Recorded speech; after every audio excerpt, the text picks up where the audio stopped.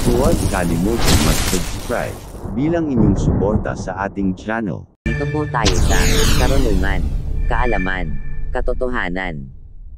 Mateo Kapitulo 12 versikulo 33 hanggang 37 Sa bunga nakikilala. Sinasabi ninyong mabuti ang punong kahoy kung mabuti ang kanyang bunga at masama ang punong kahoy kung masama ang kanyang bunga, sapagkat sa bunga nakikilala ang puno.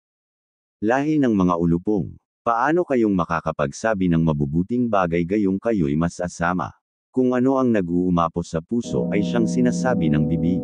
Mabuti ang sinasabi ng mabuting tao, sapagkat puno ng kabutihan ang kanyang puso. Masama ang sinasabi ng masamang tao, sapagkat puno ng kasamaan ang kanyang puso. Tandaan ninyo, sa araw ng paghuhukom, pananagutan ng tao ang bawat walang kabuluhang salitang sinabi niya.